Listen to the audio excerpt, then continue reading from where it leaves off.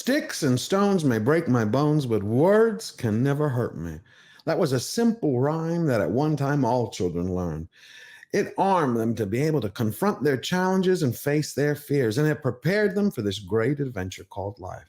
Joe Rogan right now is having to reteach that powerful lesson to everyone. Beautiful. We're all on the same page. Let's get going.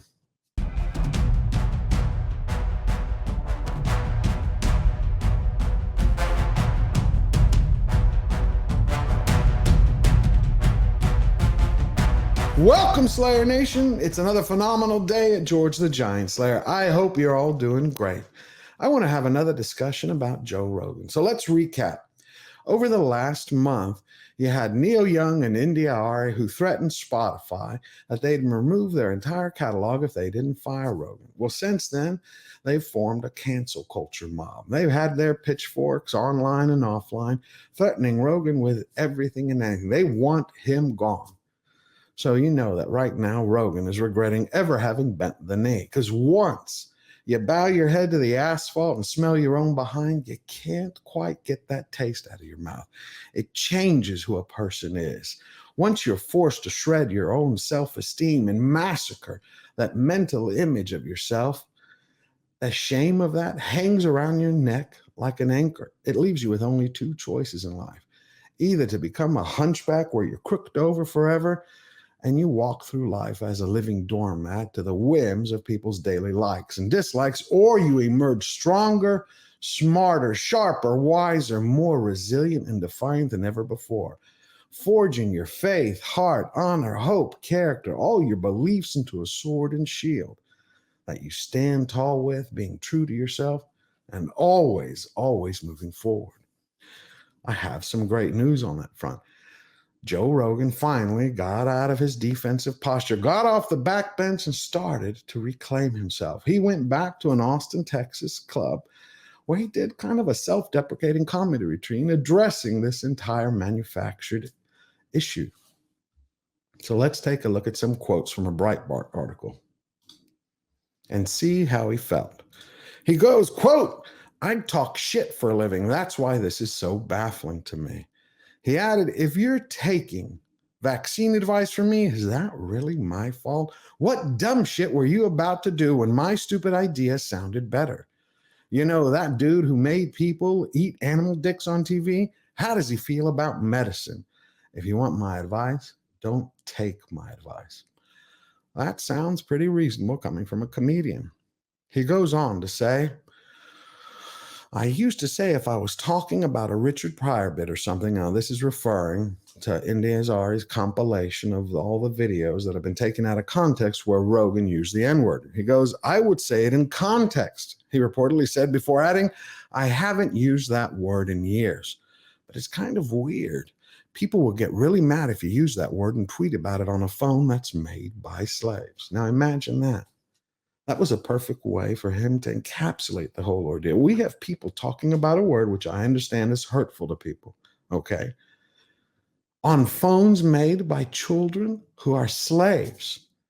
There are companies right now, who everyone knows who they are, who have children around the world making shoes, making phones, making the boxes for 4K and Blu-ray movies. Don't you think that should be at the forefront of the issue? Here's another question. How come Spotify still has convicted criminals in their company, in their program? I'm talking about their entire list.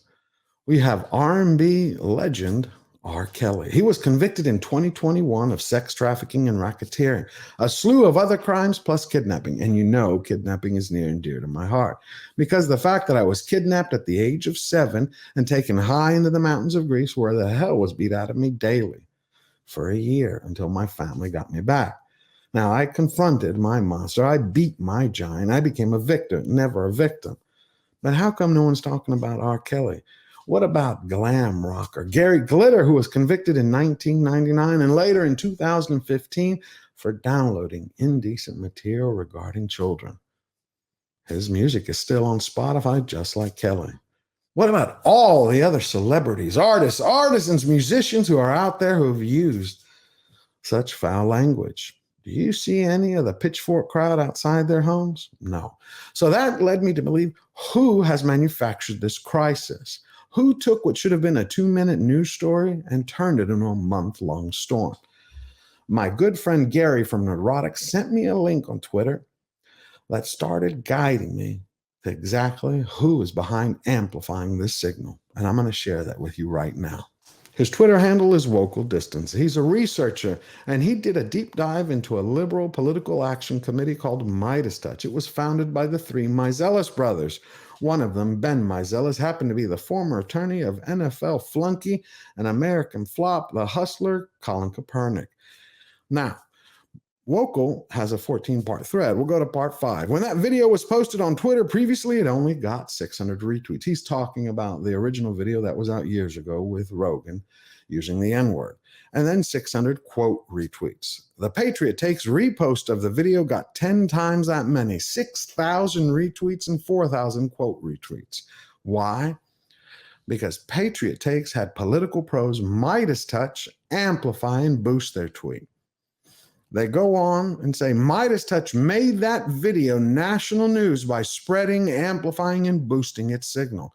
It wasn't just retweeting or posting. They were leveraging their follower count and using clever tactics to create virality the video would not otherwise have had. And he goes on to show us how. He says that Ben Meiselas of MeidasTouch has 162,000 followers. He's not just randomly retweeting. He's trying to get saturation. And he shows us that saturation is when you make sure a message has been repeated enough times in enough places that everybody hears it. Running an ad once, he says, doesn't work. It's not enough people see it. So you need to run it many times. And that's what Ben did.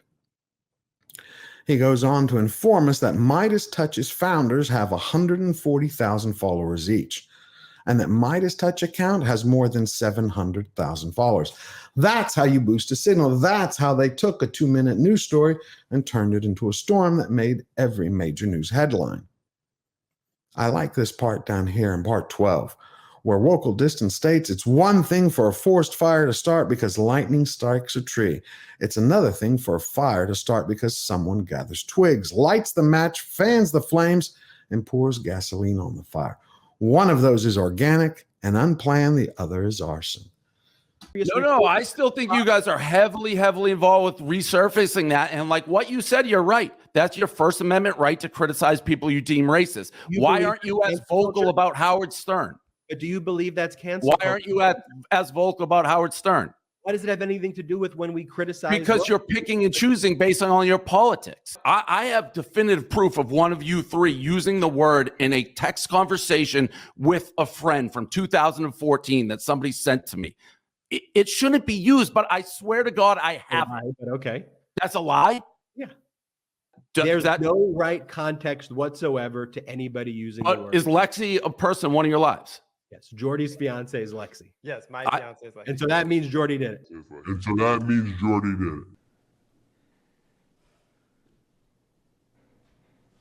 Please, the court, I suggest the members be dismissed so that we can move to an immediate Article 39A session.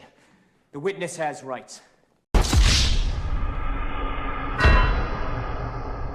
MeidasTouch has been in the business since 2020. They formed their political action committee in order to stop the re-election of Donald Trump. They also state on their website that they're there to stop the rise of Trumpism and to hold Republicans accountable. So again, what was their goal? Why does anyone want to have Joe Rogan canceled? It's simple. The Joe Rogan Experience has 11 million viewers per episode. That's 3 times Fox News' Tucker Carlson. He's their #1 show. 3 times the amount of MSNBC's Rachel Maddow show. And I bet you it has the combined total of more than 24 hours of CNN news coverage. That is one man who is America's leading independent voice, who's not controlled either by the Hollywood studios, the legacy media, or any of their political pals in the Uniparty. Think about that.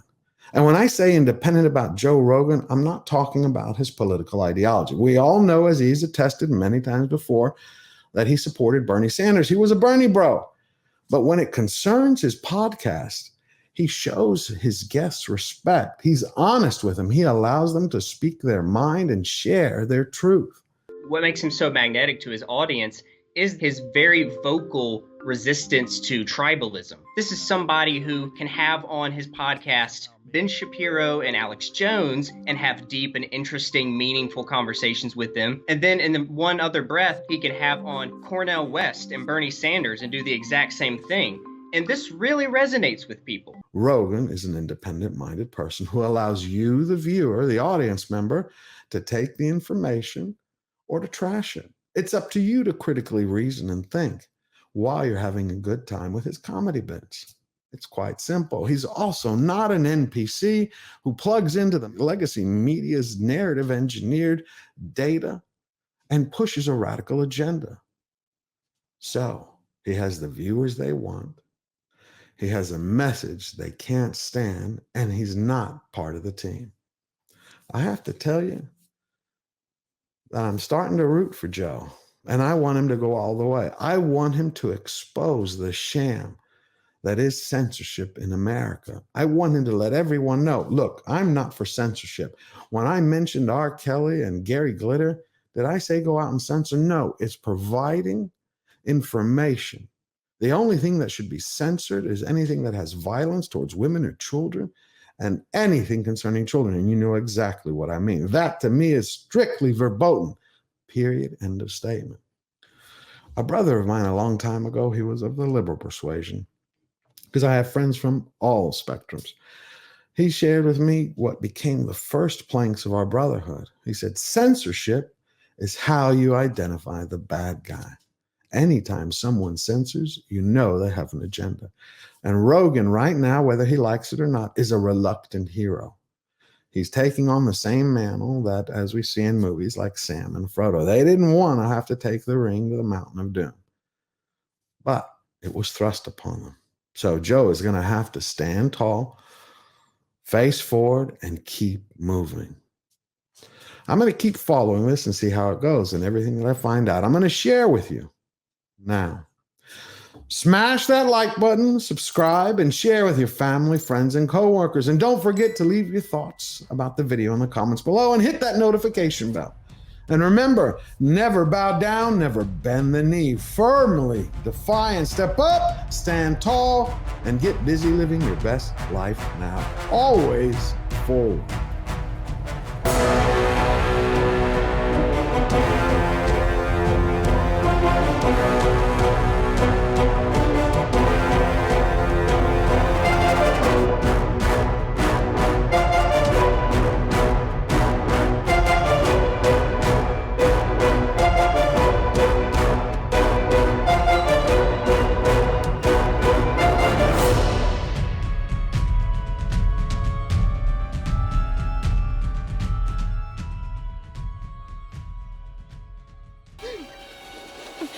George, help me!